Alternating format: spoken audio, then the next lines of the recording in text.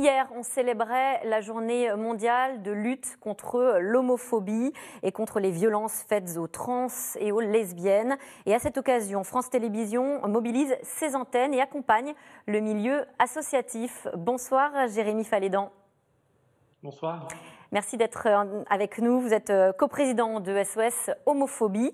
Cette journée mondiale de lutte contre l'homophobie est d'autant plus cruciale cette année que les conséquences du confinement ont été particulièrement violentes pour beaucoup de jeunes enfermés avec leur famille.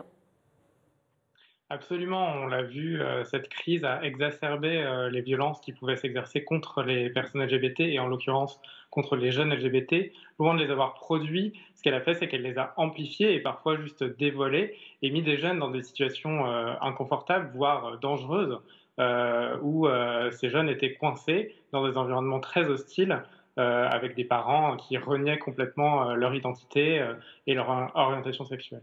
Vous recevez des appels au secours tous les jours, de jeunes et de moins jeunes d'ailleurs. Qu'est-ce qui vous a le plus frappé cette année ? Dans les témoignages qu'on a reçus lors du confinement, ce qui est assez frappant, c'est qu'il y a un changement de typologie d'appel. On a reçu beaucoup de témoignages qui concernaient des cas de voisinage qu'on reçoit habituellement, mais qui ont été amplifiés avec le confinement parce que on est forcément coincé chez soi et donc plus souvent sujet à ce type de violence. Notamment, on a eu le cas d'un homme qui nous a appelé et alors qu'il était en visio dans le cadre de son travail chez lui tranquillement, se met à recevoir des insultes par un voisin qui hurle des insultes homophobes et donc qui donc le heurte dans son intimité et dans son cadre de travail. Et donc ce type de témoignages, c'est des choses qu'on a reçues assez régulièrement pendant le confinement et qui sont assez dramatiques. Oui, vous dites que finalement ce sont des violences qui sont parfois aussi insidieuses. Alors vous parlez du voisinage, c'est aussi le cas sur le net de plus en plus. Absolument. On a vu pendant le confinement qu'il y avait une augmentation des propos LGBT-phobes sur Internet. C'est des cas qui sont très récurrents. Il y a un volume de contenu haineux sur Internet qui est assez impressionnant. Et habituellement, on avait beaucoup de signalements de gens qui étaient témoins de ce type de propos, qui nous disaient « Ah, j'ai repéré un tweet insultant ou homophobe ». Et là, pendant le confinement, on a vu de plus en plus des personnes qui étaient victimes de ce type de propos, qui étaient victimes de harcèlement en ligne véritablement. Donc il y a vraiment une haine qui s'est déplacée de l'espace public sur Internet contre les personnes LGBT. Et d'ailleurs, vous soulignez dans votre rapport annuel qui va être rendu public dans quelques minutes maintenant, vous soulignez cette forte progression des témoignages. Le ministère de l'Intérieur, lui, montre une très forte progression également des agressions anti-LGBT sur un an, plus 36% par rapport à l'année dernière. Comment est-ce qu'on explique cela ? On pense comme ça, alors là on parle des agressions, sur le témoignage également en hausse, on pense à la libération de la parole. Est-ce que les deux sont liés ? Absolument. Ce que témoignent ces hausses, c'est qu'il y a vraiment une persistance et un ancrage des LGBT-phobies au sein de la société française, avec des manifestations qui sont parfois très violentes à l'encontre des personnes LGBT, mais aussi en fait une meilleure acceptation et intégration des personnes LGBT au sein de la société qui fait qu'elles sont plus visibles. Et du fait qu'elles soient plus visibles, elles osent plus prendre la parole, elles se sentent plus légitimes à dénoncer les agressions dont elles sont victimes. Donc c'est ça qui explique chez nous en partie la hausse des témoignages, et notamment des témoignages de transphobie par exemple, qui ont vraiment plus que doublé en 2019. Qui heurtent les personnes transsexuelles. Les personnes transgenres, absolument. Qui sont de plus en plus visibles en fait.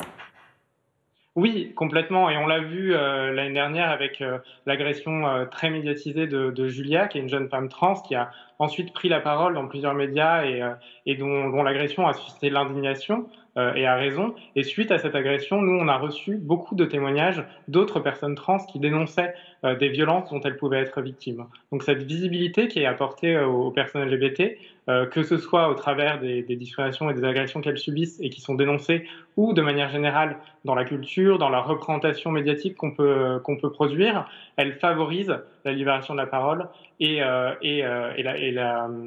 le changement des mentalités. Vous notez également dans votre rapport que l'espace public devient lieu de tous les dangers pour ces personnes. Absolument, on le constate depuis plusieurs années, les agressions et les discriminations qui ont lieu dans l'espace public sont en constante augmentation. Aujourd'hui, pour les personnes LGBT, l'espace public n'est pas un espace où on se sent en sécurité, et en particulier quand on peut s'afficher en couple, des gestes anodins comme se tenir la main ou avoir un geste de tendresse envers son compagnon ou sa compagne quand on est en couple de même genre, c'est des choses auxquelles on réfléchit quand on est une personne LGBT. C'est quelque chose qui n'est pas forcément naturel. Et à raison, puisqu'on le voit lorsqu'on est visible en tant que couple, on est plus souvent la cible d'agressions ou de discrimination. Et c'est en l'occurrence le cas pour de nombreuses femmes qui sont plus souvent victimes d'agressions lorsqu'elles sont visibles en couple dans l'espace public. Alors justement, est-ce que les débats de société, l'actualité, je pense notamment au débat sur la PMA, a des incidences aussi sur ces discriminations et ces agressions ? Absolument. Le climat généré par le discours public et le discours politique qu'on peut porter sur ces questions a des conséquences directes sur le quotidien des personnes LGBT et sur ce qu'elles peuvent vivre et sur la manière dont on peut les percevoir. Et donc, dans le cadre des débats autour de la PMA, comme ça a pu être le cas dans le cadre des débats autour du mariage pour toutes et tous, il y a une parole LGBT-phobe décomplexée qui s'est manifestée, une visibilité et un relais de propos de personnes qui étaient anti-LGBT, anti-égalité, qui a pu se déployer et qui a créé ce climat qui est propice au passage à l'acte derrière et aux discriminations et aux agressions contre les personnes LGBT. Est-ce qu'on connaît les profils types ? Est-ce qu'il y a un profil type d'agresseur ? Alors nous, ce qu'on constate, et ce qui est corroboré par plusieurs autres études, c'est que majoritairement, les agresseurs sont plutôt des hommes et plutôt en groupe. Donc ça, c'est un phénomène assez récurrent dans les témoignages que nous, on reçoit. Il y a très peu d'agresseurs qui sont des femmes, même si ça arrive, mais la plupart des témoignages qui nous sont remontés font part d'agressions par des hommes. Avec un phénomène d'entraînement. Je notais cette étude IFOP qui est un peu contre-intuitive avec tout ce qu'on dit, puisque 85% des Français estiment que l'homosexualité est une manière comme une autre de vivre sa sexualité. Pourtant, on peut vraiment s'interroger sur la persistance à minima des clichés, on vient de le voir. Je pose la question parce qu'on a vu cette affiche il y a quelques jours de la CGT Infocom qui met en scène de façon extrêmement déplacée le patron du MEDEF et le patron de la CFDT. Philippe Martinez, il faut bien le préciser, a condamné cette publication dans Tétu en parlant de choses inadmissibles. Je le cite, je pensais qu'être syndiqué à la CGT était un vaccin contre l'homophobie. À l'évidence, j'avais tort. Est-ce que ce genre de prise de parole officielle, c'est important ? Est-ce qu'il y en a assez ? Jérémy Falédan. Absolument. Les prises de parole officielles de personnalités publiques, de personnalités du monde médiatique qui s'engagent contre les discriminations, contre toutes les discriminations, c'est très important. Et c'est très important pour faire passer le message que ce n'est pas des choses acceptables, c'est des choses qu'on doit dénoncer et sur lesquelles il faut prendre la parole. C'est indispensable. Et aujourd'hui, effectivement, moi je suis très content que M. Martinez se soit exprimé sur cette question parce que c'est effectivement un phénomène récurrent, l'homophobie dans les manifestations générales, dans les manifestations de manière générale ou dans d'autres cadres. Et donc c'est important que des personnes qui représentent ce type de mouvement puissent prendre la parole et dénoncer ces actes. Est-ce que vous vous sentez suffisamment soutenu par le gouvernement ?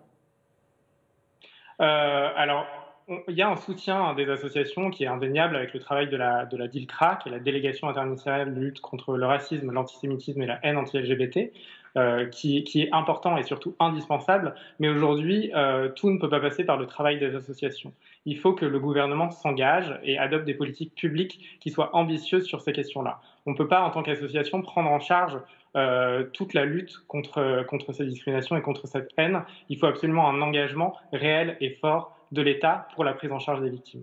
Eh bien, c'est entendu. Merci encore, Jérémy Falédan. Je rappelle que vous êtes coprésident d'SOS Homophobie. Bien sûr, on peut vous joindre sur cette ligne d'écoute anonyme 01 48 06 42 41 et puis également sur votre plateforme pour tous les témoignages sos-homophobie.org. Je rappelle que France Télévisions mobilise ses antennes jusqu'à demain. À noter la diffusion ce soir sur France 3 à 23h50 de ce documentaire « Mes parents sont homophobes ». Merci à vous. Tout de suite, c'est dans l'air avec Caroline Roux qui revient sur les différents scénarios de la sortie de crise. C'est dans l'air, c'est tout de suite. Bonne émission à vous.